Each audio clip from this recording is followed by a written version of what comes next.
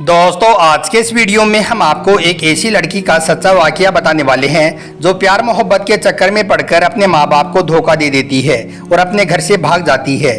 उसके बाद में उस लड़की के साथ में जो कुछ हुआ उसके बारे में जानकर आपकी भी आंखों में आंसू आ जाएंगे। इसलिए आज का यह वीडियो आप सभी के लिए बहुत खास है और खास करके ऐसी नौजवान लड़कियां इस वीडियो को आखिर तक जरूर देखें जिनकी अभी तक शादी नहीं हुई है। इंशाअल्लाह आप सबकी आंखें खुल जाएंगी। और दोस्तों आप सबसे दिली गुजारिश है कि आप इस वीडियो को लाइक करें या ना करें, मगर मेहरबानी करके इसे आगे शेयर जरूर कर दें ताकि यह वीडियो ज़्यादा से ज़्यादा हमारी इस्लामिक बहनों तक पहुंच जाए। तो चलिए दोस्तों शुरू करते हैं।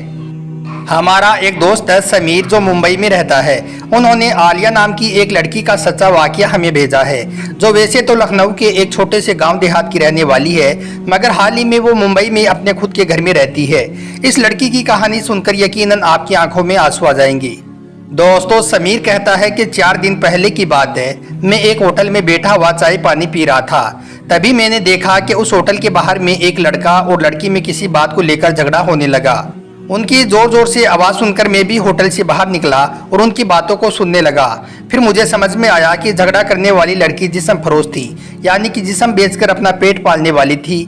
और उस लड़के का आरोप ये था कि वो रात को उसके पास में गया था और उसने इसके 10,000 रुपये निकाल लिए हैं। इस बात को लेकर उन दोनों के बीच में झगड़ा चल रहा था। समीर कहता है कि फिर मैंने बीच बचाव करके और जैसे तैसे करके उन दोनों को अलग अलग कर दिया। लड़की को मैं अपने साथ में उस होटल के अंदर ले आया और उसको भी चाय पानी पिलाने लगा। वो लड़की एक अच्छे घराने की नजर आ रही थी। पूछने पर उसने अपना नाम आलिया बताया। थोड़ी देर के बाद मैंने उससे एक सवाल किया, बहन आप इस बेलज्जत काम में यानी कि आप इस गुनाह के काम में कैसे फंस गई? तो यह सुनकर थोड़ी देर के लिए उसके चेहरे पर उदासी आ गई और फिर वो मुस्कुराकर कहने लगी, साहब मुझे इश्क हो गया था, मैं मोहब्बत में पागल हो गई थी और इसी चक्कर में इस दलदल में फंस गई। मैं उसकी यह बात समझा नहीं था, इसलिए मैंने उससे कहा, बहन अगर आप बुरा ना माने तो आप मुझे अपना पूरा वाकया बताएं, आपके साथ में क्या हुआ था? तो यह सुनकर आलिया कहने लगी, मैं लखनऊ के एक छोटे से गांव देहात की रहने वाली हूँ। मुझे किसी से मोहब्बत हो गई थी और इसी मोहब्बत में मैं अंधी होकर अपने घर से भाग निकली थी और इस मुंबई जैसे शहर में आ गई। कुछ दिन तो उस लड़के ने 4 दीवारी के अंदर मेरी चादर उतारकर दिलो जान से मुझसे मोहब्बत की, मगर कुछ दिनों के बाद ही अचानक वो लड़का जिसके साथ में भागकर अपने घर से आई थी वो गायब हो गया। अब ना तो मेरे सर पर चादर रही और ना ही रहने के लिए कोई घर रहा। जब मैंने वापस अपने घर जाने का सोचा तो मुझे ख्याल आया कि भागने का फैसला तो मेरा था। जब मैं अपने घर से भाग आई हूँ तो मेरे माँ बाप की इज्जत का क्या हुआ होगा? अब अगर मैं घर अपने वापस गई और उनको बताया कि मेरे साथ में ऐसा ऐसा हुआ है तो फिर मेरे माँ बाप की जो थोड़ी बहुत इज्जत बची थी उसको भी लोग तार तार कर देंगे। उसके बाद मुझे एक लड़की मिली, वो अपने साथ मुझे अपने ठिकाने पर ले गई। वहाँ पर बहुत सारी लड़कियाँ पहले से मौजूद थी जो जिस्म फरोश थी, यानी कि धंधे वाली थी। अब मुझे रहने को ठिकाना मिल गया और उनके साथ में रहने लगी। फिर धीरे धीरे मैंने भी जिस्म फरोशी को अपनी रोजी रोटी का जरिया बना लिया। समीर कहता है कि यह सुनकर मेरी आंखों में आंसू आ गई। फिर मैंने उससे एक सवाल और किया।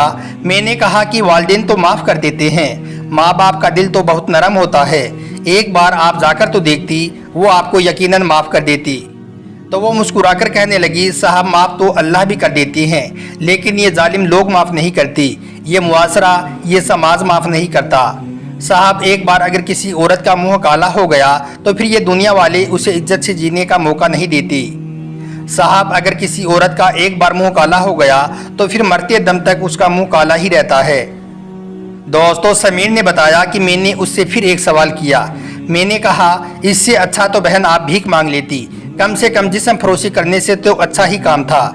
तो यह सुनकर आलिया कहने लगी, साहब छोड़ो इन बातों को, ये सब किताबी बातें हैं। आपको पता है यहाँ पर किसी भिखारी को लोग किराए पर कमरा तक नहीं देते हैं, अपनी झोपड़ी में रहने तक नहीं देते हैं। कम से कम अब लोगों को इज्जत देकर इज्जत से तो रह रही हूँ। आज अपना खुद का घर है, अपना बिस्तर है, दौलत है और इस दुनिया में सिर्फ इसी की इज्जत है जिसके पास पैसा है। लोग उसी की इज्जत करते हैं, लोगों की नज़र में सिर्फ पैसा ही सब कुछ है। साहब ये दुनिया दोगले इंसानों से भरी पड़ी है। लोग बातें तो बहुत अच्छी अच्छी कर लेते हैं लेकिन अंदर से वो शैतान होते हैं। अगर किसी शख्स से ये कहा जाए कि आप तो वाइफ से शादी कर लो तो उसकी बोलती वहीं पर बंद हो जाएगी। समीर ने बताया कि फिर मैंने आखिर में उससे पूछा, बहन आपकी नज़र में मोहब्बत क्या है? तो यह सुनकर वो कुछ लम्हे खामोश रही और फिर बोली, साहब मोहब्बत भी एक धंधा है। मर्द अपने पैसे, अपनी रकम एक औरत पर इन्वेस्ट करता है, फिर वो उस औरत के जिस्म के साथ खेलकर उसको सूद समेत वापस वसूल करता है। फिर वो औरत सिर्फ अपने उस महबूब के रहमो करम पर हो जाती है, यानी कि उस मर्द पर वो औरत डिपेंड हो जाती है। अब उसकी मर्जी होगी तो शादी कर लेगा, और अगर उसकी मर्जी नहीं होगी तो वो उसको ऐसे ही छोड़ देगा। साहब अब समझ में आया कि जो लोग सच में मोहब्बत करते हैं वो निकाह का रास्ता इख्तियार करते हैं। मैं दुनिया की तमाम बहनों से कहना चाहती हूँ कि उन लड़कियों को कभी भी इज्जत नहीं मिल सकती है जो इस प्यार और मोहब्बत के चक्कर में पड़कर अपने माँ बाप की इज्जत को उनकी दहलीज पर रौंद कर अपनी ख्वाहिशात के पीछे अपने घर से भाग जाती हैं। उसके बाद में आलिया ने कहा कि मैं हाथ जोड़कर आप सब बहनों से ये गुजारिश करती हूँ कि कभी भी आप अपने माँ बाप को धोखा ना दें। ये प्यार मोहब्बत कुछ नहीं होता है, ये सिर्फ 2 दिन की भूख है। अगर सच में आपसे कोई प्यार करेगा तो वो निकाह के रास्ते को इख्तियार करेगा। किसी के प्यार मोहब्बत में पड़कर कभी भी आप अपने घर से भागने जैसा कदम ना उठाएं। आप कहीं की भी नहीं रहोगी। जैसा आज मेरे साथ हुआ है वैसा कल को आपके साथ भी हो सकता है। उसके बाद में आलिया ने दुनिया के सारे मर्दों से कहा, मैं दुनिया के सारे मर्दों से भी हाथ जोड़कर कहना चाहती हूँ कि प्लीज़ आप किसी भी लड़की की ज़िंदगी ख़राब करने से पहले एक बार ये ज़रूर सोच लें कि आपके भी घर में बहन बेटियाँ हैं। अगर कल को कोई आपकी बहन बेटियों के साथ इस तरह का धोखा करेगा तो आपको कैसा लगेगा। इसलिए प्लीज़ आप कभी भी किसी की बहन बेटी के साथ इस तरह से धोखा ना करें। अगर आप सच में किसी से मोहब्बत कर रहे हो या कोई आपसे मोहब्बत करता है तो आप निकाह का रास्ता इख्तियार करें। आप उनके घर में रिश्ते का पैगाम भेजें और उसके साथ में शादी कर ले। यही सच्ची मोहब्बत है। इसका अंजाम भी अच्छा होता है और इसका नतीजा भी खूबसूरत होता है। मगर साहब ये आजकल की मोहब्बत सारी रात फ़ोन पर बातचीत करना, फिर मुलाकातें करना, फिर माँ बाप को इग्नोर कर देना, फिर साथ जीने और मरने की कस्में खाना, और एक दिन माँ बाप की इज्जत को रौंद कर अपने घर से भाग जाना, फिर एक दूसरे को बुरा कहकर कैरेक्टर लेस कहना, फिर रास्ता अलग अलग कर लेना। आजकल ये मोहब्बत है। साहब अगर ये मोहब्बत है तो फिर अल्लाह से दुआ करो कि अल्लाह हम सबको ऐसी मोहब्बत से बचाए और ऐसे लोगों से हमेशा अपनों को दूर रखे। आमीन अल्लाहुम्मा आमीन। दोस्तों अब आप सोचोगे कि आज मैंने इस टॉपिक पर वीडियो क्यों बनाया है, तो हम आपको बता दें कि कुछ रोज़ पहले हमारे पास में भी एक लड़की के साथ में कुछ इस तरह का वाक़या हो चुका है।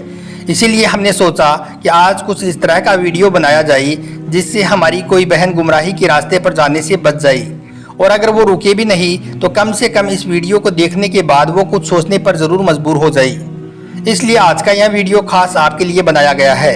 अब आप सबकी भी ये जिम्मेदारी बनती है कि आप भी इस वीडियो को ज़्यादा से ज़्यादा शेयर करके हमारी इस्लामिक बहनों तक इस वीडियो को पहुँचाएँ। आपका वीडियो देखने के लिए बहुत बहुत शुक्रिया।